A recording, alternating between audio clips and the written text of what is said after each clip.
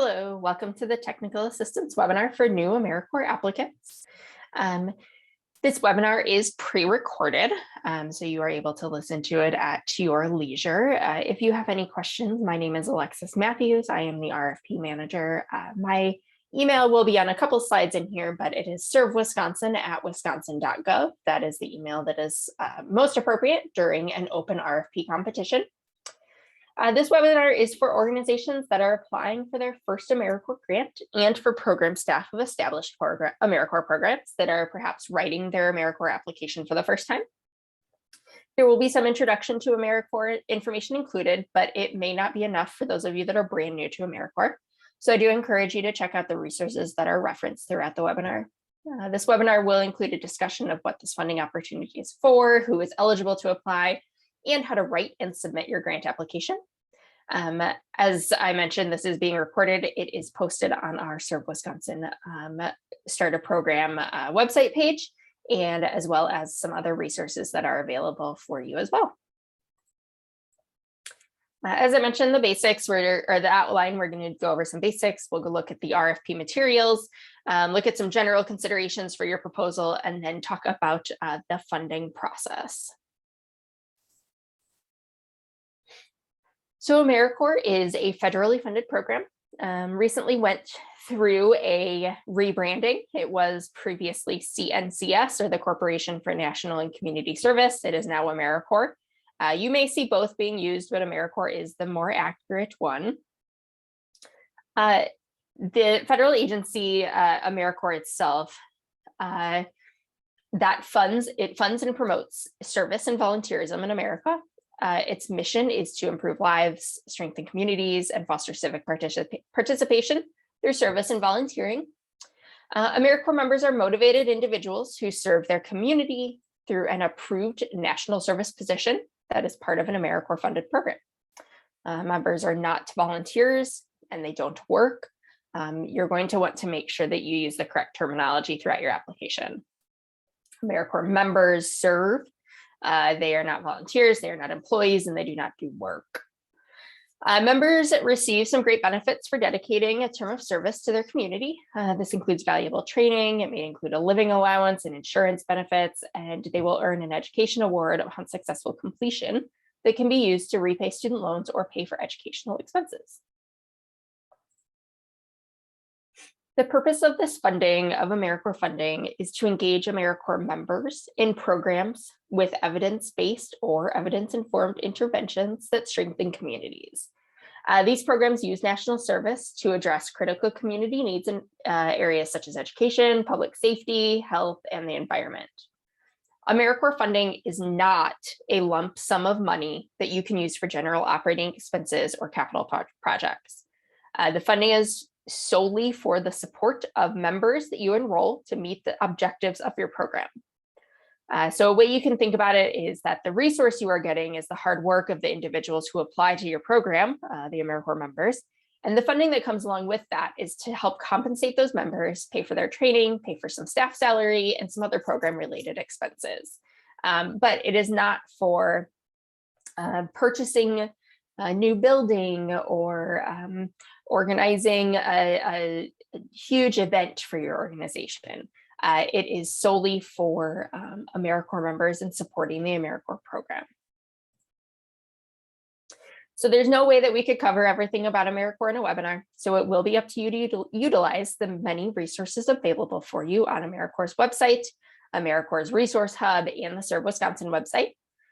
You're also, again, welcome to email me at servewisconsin@wisconsin.gov with any questions you may have, or if you would like additional guidance, I can direct you to that as well.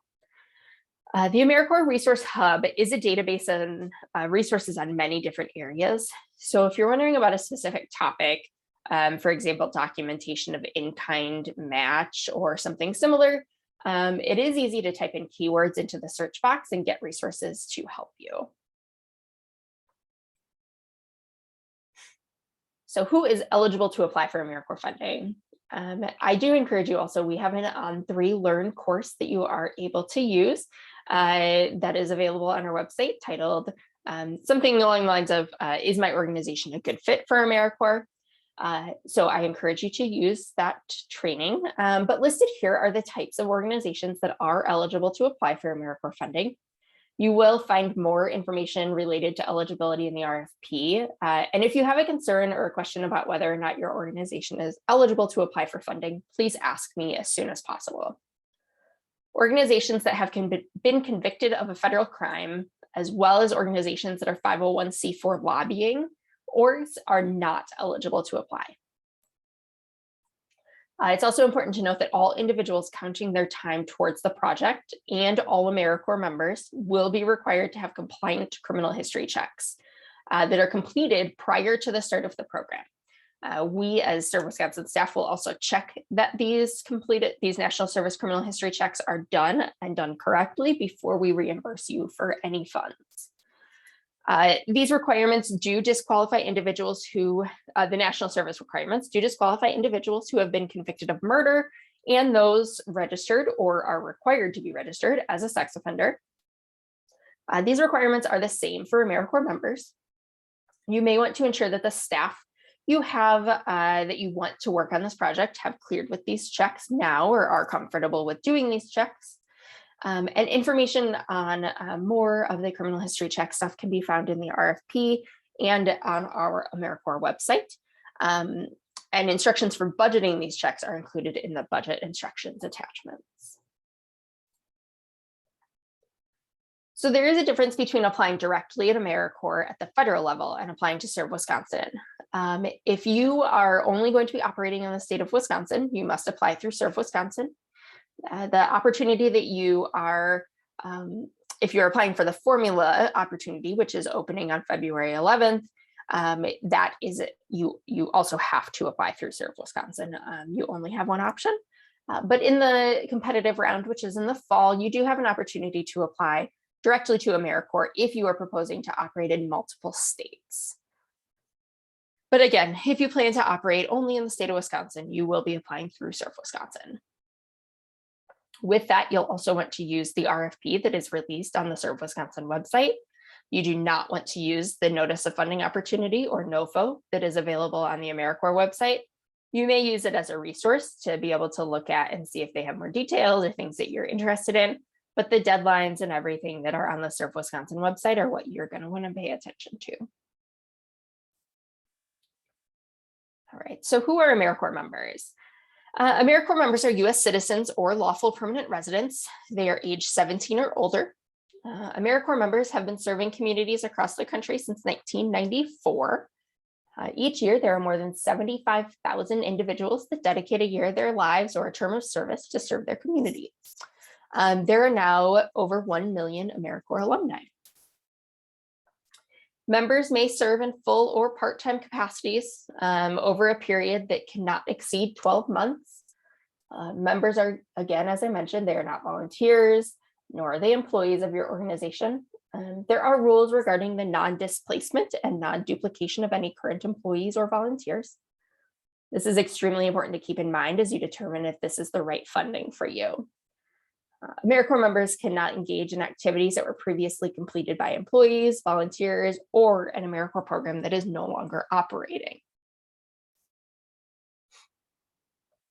Members sign a contract with your program or a member service agreement that delineates their roles and responsibilities, as well as the rules of Americorps and of your program. There are, on the next slide, I will show you all of the different types of member service terms. But there are many different options to choose from that can be both fitting for your program itself and for how many, for your members as well, if they are only available, for example, for a summer or for just the school year or for just weekends. There are different options that you can use for your member slots. And finally, for more info, there is this Intro to Americorps Members presentation. This is not one that Serve Wisconsin did.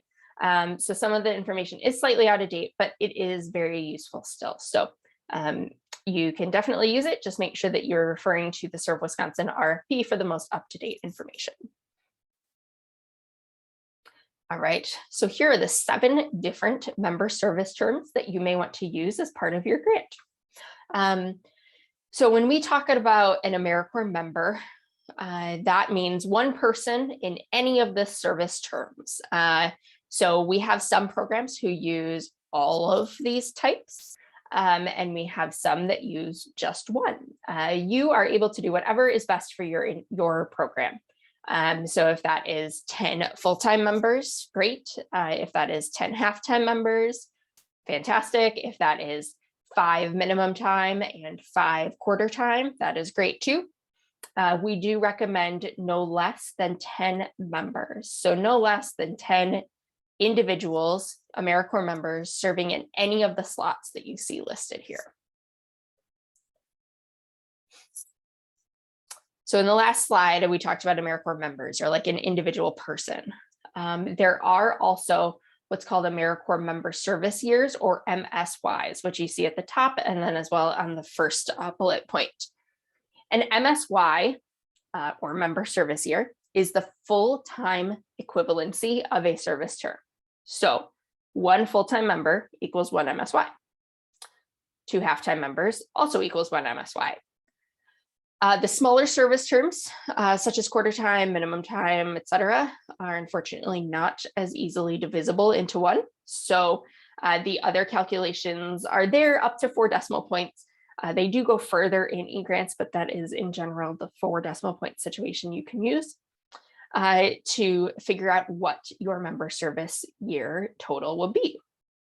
So if you are planning on having 10 half-time members, then you would do 10 times 0.5, and that would give you 5 MSY. Or if you're doing 10 abbreviated time members, you would do 10 times 0.0705, and that would be your total MSY. The MSY is important because you are only able to request an amount based on request a federal amount based on how many MSYs you are requesting. The maximum cost per MSY, we'll go into this in a bit, is $28,800 per MSY requested. So if you are able to, or if you are requesting 10 full-time or 1 MSY positions, so that would be 10 MSY, you could request federal Americorps dollars of 10 times $28,800, which is that cost per MSY. But if you're requesting 10 half-time members, then your total MSY is only 5. So you would then only be able to request 5 times $28,800. So the maximum amount that you are able to request in federal money is determined by how many member service years you are requesting for your application. This is why we encourage no fewer than 10 Americorps members. It will be a lot of work for you as an organization to run an Americorps program if you are requesting fewer than 10 members, because the amount of money that you're able to get from that is minimal then as well. Let's see. So when you are deciding how many members your organization can support, we just want you to be realistic about the number of members you can provide quality support to and the amount of matching funds that you can provide. There is a match of, if you are brand new, it starts at 24%. There is a chart in the RFP, depending on if you have more years of experience, what your match percentage is sitting at then. So what does new mean? New means a couple different things. Let's see. The most important distinction here is whether or you are a new program or not.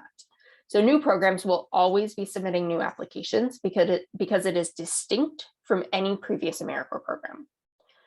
So being a new program dictates what rules apply to you, to the program, like a match percentage, and also what types of grants are available to the program. Largely for formula, if you are applying for a new program, you are likely a new organization as well.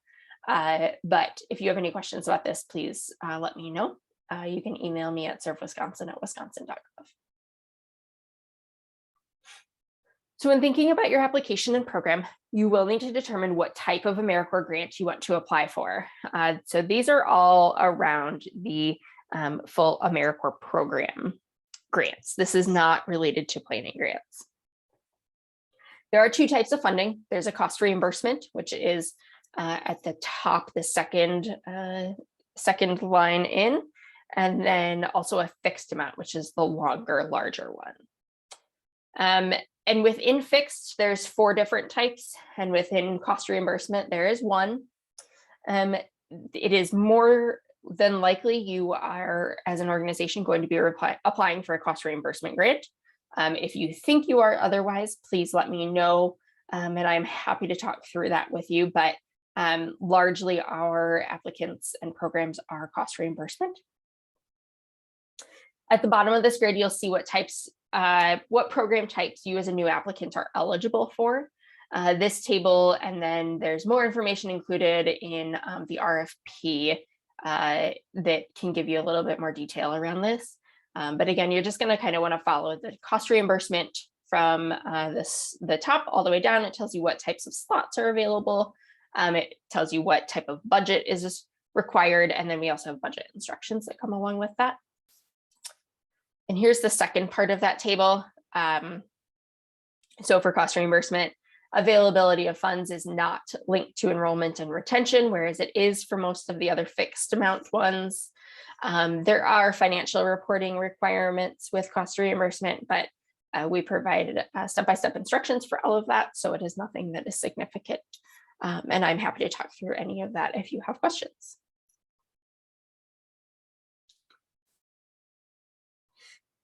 This year, Americorps has these 6 focus areas in order to carry out Congress's intent and to maximize the impact of investment in service. So these do sometimes change, but this year they are disaster services, economic opportunity, education, environmental stewardship, healthy futures, and veterans and military families. Not to be confused with those focus areas on the last slide, Americorps also has funding priorities for the 2022-2023 program year. These are also listed in the RFP. In order to receive priority consideration, your application must demonstrate that the priority funding area is a significant part of your program focus and outcomes. It's extremely important to note that you do not have to fit a funding priority. And if you do not fit one, you should not make your program fit into one. It is more important to have a high quality program than it is to try and fit your program into a funding priority. The funding priorities change every year. So please do not try to fit into one, because then you will be changing your program every single year to make yourself fit. If you are able to demonstrate that the focus or priority area identified is a significant part of your program focus, then you'll also want to be using the national performance measures. But again, you do not need to fit into a focus area or a funding priority. Your program design, we really just care more so about that it's set up to meet what the needs are of your agency or of your community, not to fit a priority. So now that you have some of the basics, we'll discuss a little bit more about how you go about applying for funding. If you haven't already, first you're going to need to determine that you should apply to Serve Wisconsin. Then you'll want to submit a mandatory notification of intent to apply by March 7th, 2022 at midnight Central Time. This is a quick SurveyMonkey form. Please make sure that it gets done. It is mandatory, as mentioned there. It does not obligate you to apply for funding, but you do have to have it completed in order to apply for funding. And then if you haven't already, you'll need to obtain a DUNS number and register for SAM, or make sure that your SAM registration is current. You will need these in order to submit your application, and it may take several days to receive your information, so please make sure you do this right away. If you haven't already, you'll need to make sure you have an eGrants account. You'll want to start reviewing and make sure that you have already done this. all of the documents. So the RFP, the Americorps terms and conditions, different regulations, all of that stuff. Make sure that you're reviewing that while you are writing your application. If you're able to keep asking questions throughout, I can answer any question, or I can answer questions only via email up until March 21st. All of this is on a timeline later on. But March 21st is the last day to ask questions, and all questions must be received via email.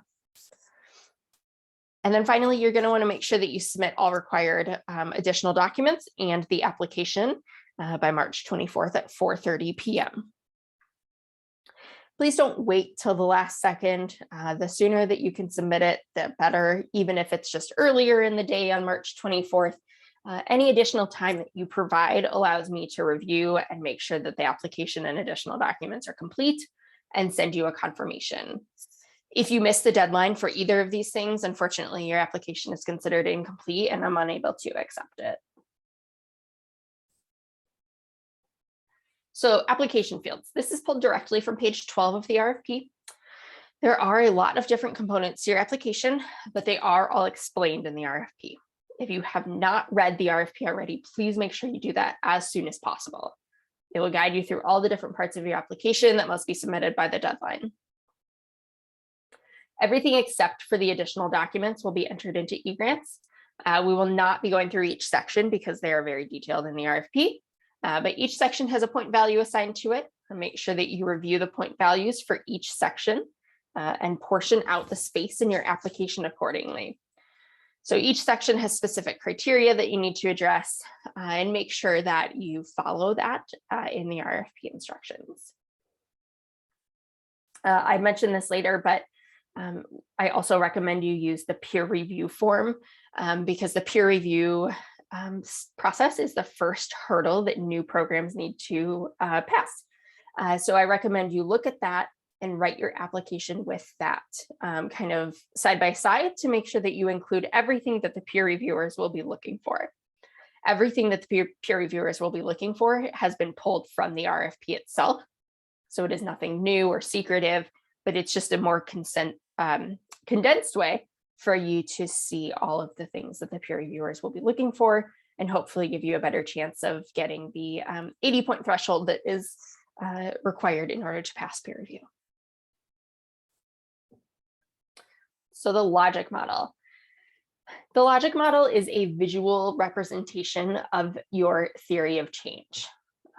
Programs should include short-term, medium-term, and long-term outcomes in the logic model. Applicants, this is important to remember, are not required to measure all components of your theory of change. Your performance measures should be consistent with your theory of change and should represent significant program activities, but you do not have to measure everything you do.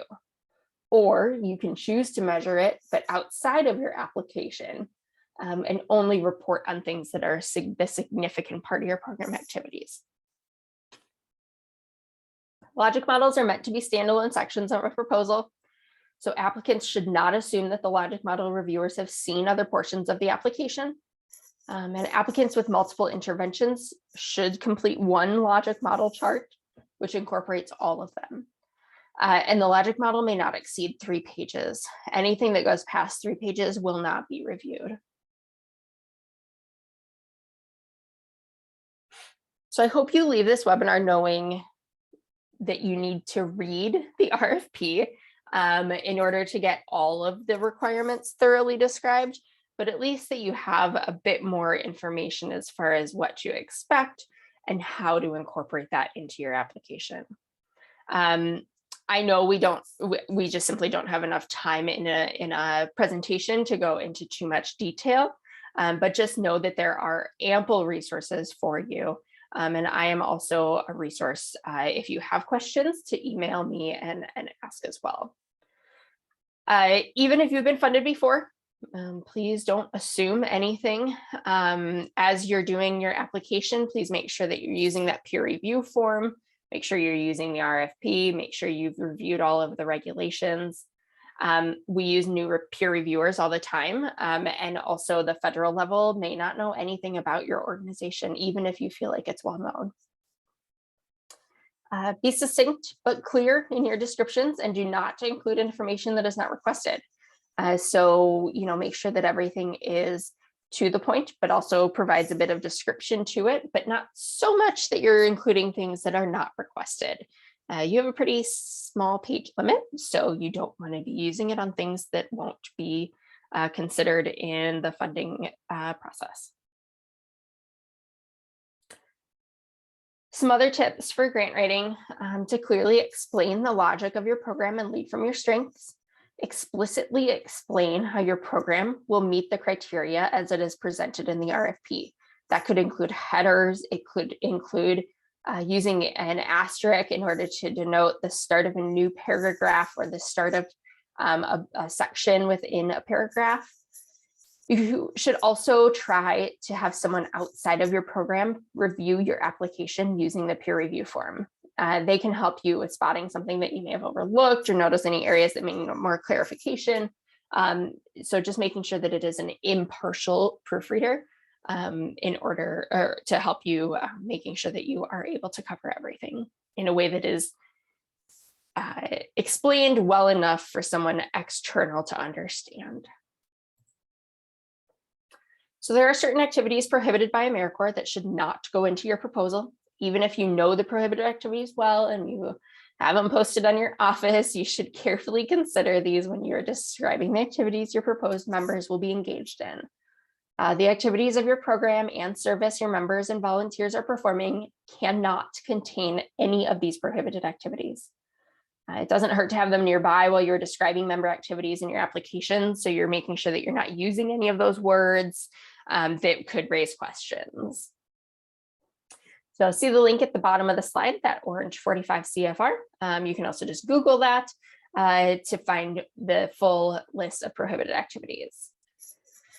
We often see peer reviewers as a tip. We often see peer reviewers deduct points when applicants do not address how they will train staff, supervisors, members, and volunteers on prohibited activities.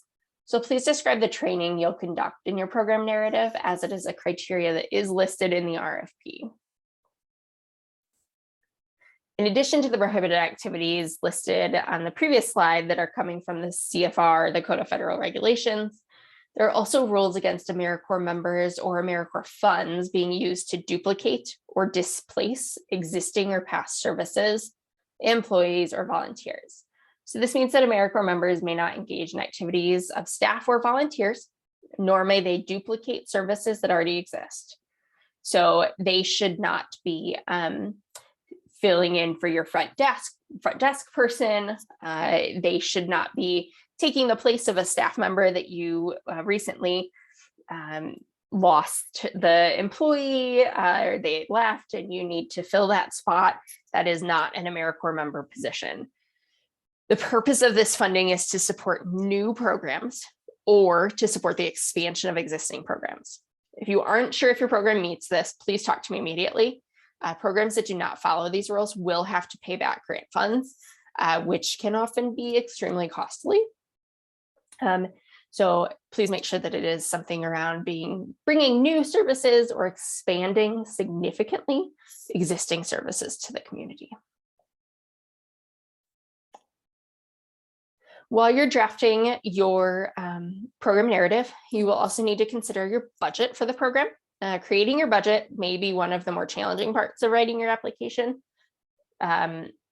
because there are so many individual pieces that need to be included. We do provide you budget instructions and there's a budget worksheet, Excel document too. And you just want to make sure that you're including all pieces and including enough detail within each individual piece that will help us as reviewers make sure we know exactly what the dollars would be used for. So in order to start your budget, this is what I mentioned before. You'll want to make sure you figure out how many MSYs you're going to be requesting, and then you'll multiply that by the cost per MSY. The maximum cost per MSY, as I mentioned earlier, is $28,800. So if you were to have 25 MSYs, which could mean 25 full-time members or 50 half-time members, or other combinations as well, times 28,800, which is that cost per MSY, then you could maximum request of $720,000. But it's important to remember that match is required. So grantee match must be at least 24% for the first 3 years of funding, and it increases each year after. Grantee match can come from cash and or in kind. So if you're requesting, $28,800 per MSY, you're going to need to also provide a match of 24% of the total budget. And then some of the required expenses are listed there. There's more detail about them in the budget instructions. But if you have questions, you're very much welcome to email servewisconsin@wisconsin.gov for more detail about any of these.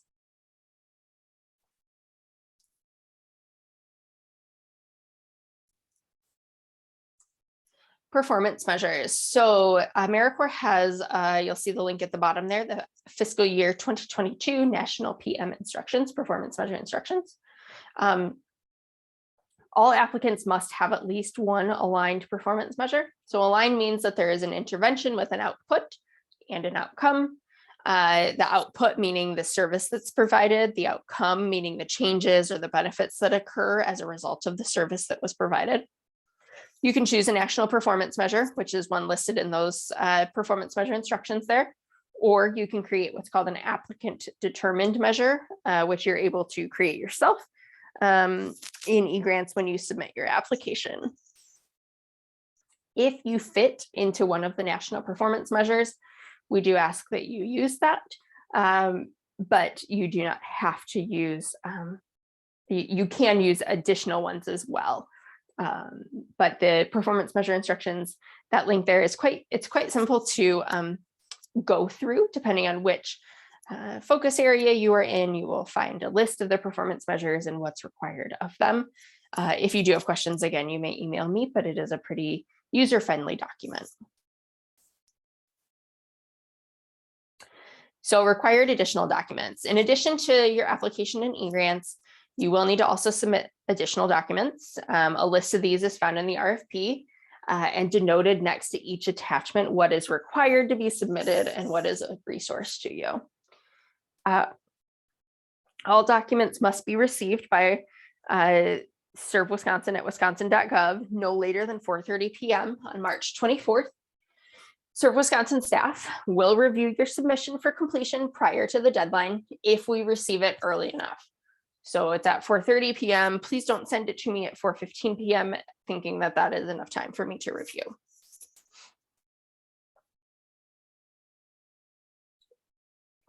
Be sure that you know which documents are applicable to you. And again, ask questions if you're not sure. There is a checklist that will help you to ensure your submission is complete as well. And all additional documents will come through email to servewisconsin@wisconsin.gov. So how to submit application and documents. Once you get to the point of submission, you will make sure that your proposal make sure that your proposal does not exceed any of the page limits. Your proposal will not be cut off after the page limit, so it really is up to you to just print and ensure that it meets the limits.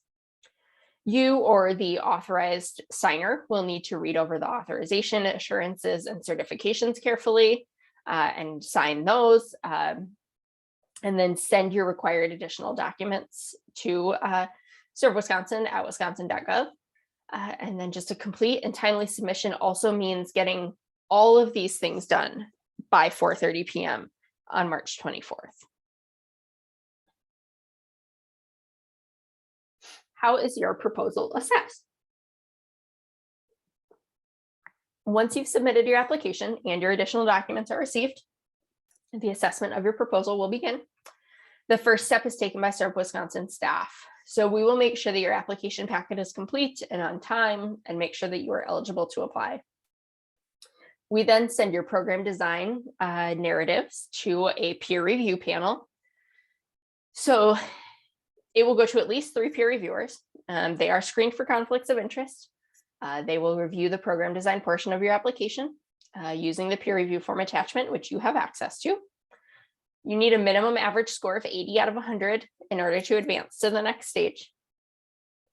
And at the same time as the peer review, Staff will also be assessing your application and additional documents to make sure that you have addressed all components of the RFP, that you are using performance measures correctly, that your budget is accurate, and all other compliance issues. Serve Wisconsin staff will then create a list of items for you to correct or clarify, and you will receive that as well as the feedback from the peer reviewers. If your program proposal successfully passes peer review, you will then be required to give a presentation of up to 5 minutes to the Program Evaluation and Development Committee at the May 17th, 2022 meeting. If you pass peer review, you will receive more information about this closer to the date.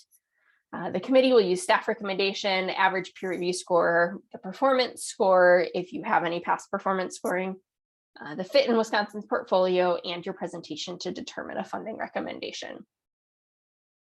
If the PE&D committee or Program Evaluation and Development Committee does recommend your program for funding, then that goes to the full board for the Wisconsin National and Community Service Board review on May 26th, 2022. These dates are set. As of right now, there is a chance that they could change, but if they do, we will always communicate that to you as quickly as possible. So if you're recommended for funding by the board, then staff will work with you to make sure changes to your application are completed, to make sure that all items are addressed, if there's any budgetary revisions, proofreading, grammar, all of that stuff. Just a note that we will be actually submitting our review and clarifications to applicants prior to the committee making the recommendation to the board. And that's to give you ample time in order to complete your revisions. So just know that you will receive revisions before the committee approves you. So just applicants must still pass board approval in order to be sent to the Americorps federal level. And then applications and additional documents are submitted to Americorps by Serve Wisconsin. I take care of that part. And the deadline is June 6th, but my internal deadline is May 31st to get that taken care of. So then what? After we submit to the federal level, we wait. The federal level may have clarification questions, which you must answer in a very short time frame typically. The federal level may also have you revise portions of your application. And then this bottom part, I left it in here even though it is not currently applicable to the formula round. So this is more if you are choosing to apply in the competitive round, which will be later on. Then if Americorps funds your application, you would be considered competitively funded. But if you are not competitively funded at that point, you would move to formula, which is what we are going through right now. So there will be applicants coming through this round in February 2022 that are formula applications that were submitted during formula. There will also be some applications that were not funded competitively and have moved to formula for funding consideration, which is what is discussed here. So those applications that were not selected by Americorps, we will find out in the middle of May 2022, and those will then be considered for formula funding at our May 17th formula Program Evaluation and Development Committee process. If you want to learn more about this, the attachment, there is a process described in one of our attachments, and the formula RFP, which is currently open for those that were not selected for competitive funding. And if you are funded through formula or competitive, the fun will begin as far as you can start doing your marketing, your recruiting, your interviewing, and onboarding of members. The contract will be between your organization and Wisconsin National Community Service Board. You're going to want to make sure all Americorps National Service criminal history checks are completed, trainings are done, all of that good stuff. There are program start dates that Serve Wisconsin requires. Those are August 15th or September 1st. And you must complete your grant on either August 14th or 31st, respectively.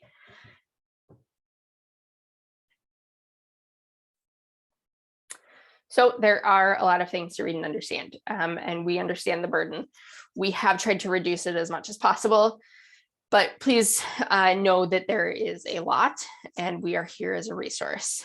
But you really do need to read them all to understand everything about Americorps program and running it, and what you're getting into regarding running an Americorps program, because it is a lot of time and a lot of effort that needs to be devoted to it. It's likely that this webinar didn't answer all your questions and maybe confuse you a little bit more. Please just ask all questions via email to me at servewisconsin@wisconsin.gov until March 21st. After this date, I can only answer e-grants questions. So things like if you're having trouble actually physically with the system itself. No questions are accepted over the phone. We need the questions in writing because I compile all of the questions I receive to keep the questions and answers document updated. You will continue to see that document revised as I receive questions. If it hasn't been revised in a while, that's because I'm not receiving questions that are applicable to everyone. You want to continue to review documents and resources that are provided. Utilize On3 Learn courses. These are available on our website that are great for you as an organization in writing your logic model and performance measures. You'll also, on the resources page on our website, is a link for connecting with Wisconsin Evaluation Collaborative, which I'll talk about on the next slide.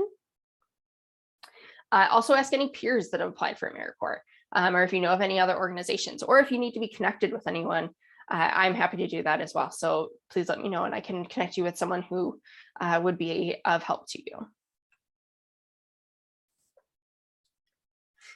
And as I mentioned, so University of Wisconsin-Madison, Wisconsin Evaluation Collaborative, or WEC, you can utilize one-on-one consultation that is free to you. Serve Wisconsin pays for it. You'll want to sign up for help through that intake form that's a Google Doc. And reserve any non-application related questions until after March 24th, when I cannot answer any more application things.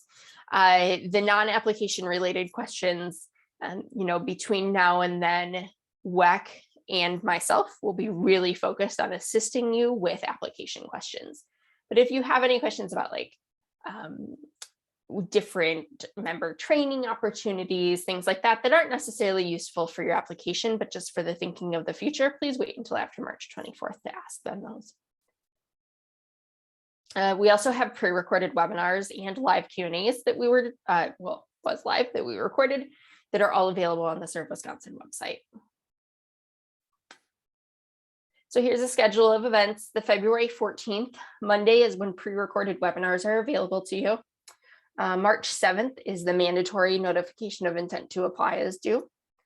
March 24th is when the proposal, additional documents, and if you have one, an alternative match request is due. May 6th is when applicants will be given clarifications and revisions. May 7th is the Program Evaluation and Development Committee meeting. May 20th is when all clarifications and revisions must be complete and resubmitted in e-grants. And May 26th is the full Wisconsin National and Community Service Board meeting. All of this will be available to you on the website with links to the notification of intent to apply that is mandatory, and the other dates with a little bit more detail as well. If you have any further questions or need any continued assistance, again, here is the website and my email for RFP purposes. Thank you for attending, and I look forward to reading your applications, and please let me know if I can be of any assistance to you. Thanks so much.